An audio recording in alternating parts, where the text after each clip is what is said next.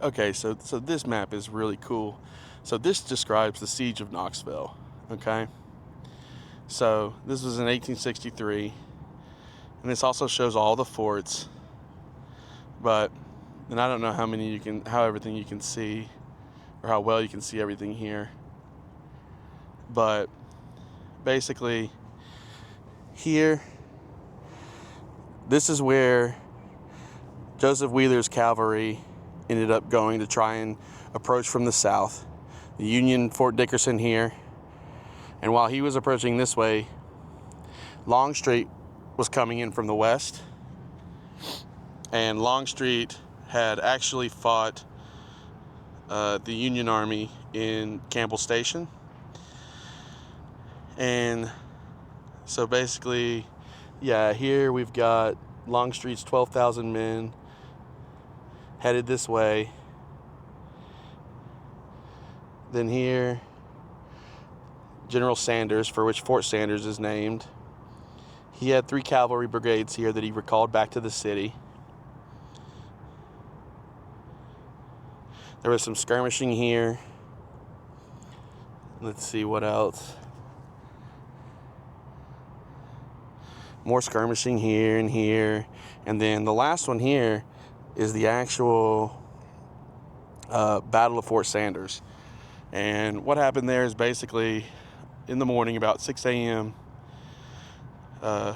General Longstreet of the Confederacy, he approached Fort Sanders and called a charge up the hill to Fort Sanders.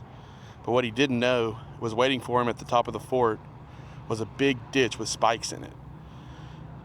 And so all the Confederate soldiers fell into this big ditch with spikes, and they were just annihilated. And that pretty much ended the Confederacy's chances in Knoxville there. But you can see I don't know how well you can see, but this is Fort Dickerson, and this is Fort Higley, Fort Stanley. Then there's a bunch of batteries around here, and then Fort Sanders.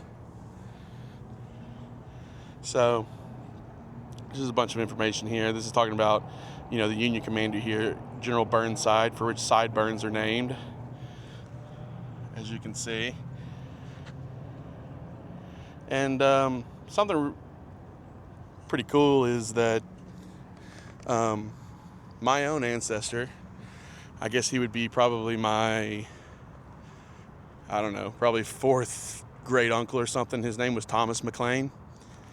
He actually fought for the Union, and he actually died. I think it was somewhere in Middle Tennessee. I forget exactly where, but I think he died of disease. I'm not 100% sure. But, I'd always thought that my ancestors had fought for the Confederacy. So it was pretty cool to find out that they're the ones, at least that I know of, fought for the Union. And I still haven't figured out for sure, but I think Thomas McLean had a brother who had something to do with the Confederacy. So when they say, it was a war that put brother against brother, it really did. But Thomas McLean's now buried in the Old Gray Cemetery in Knoxville.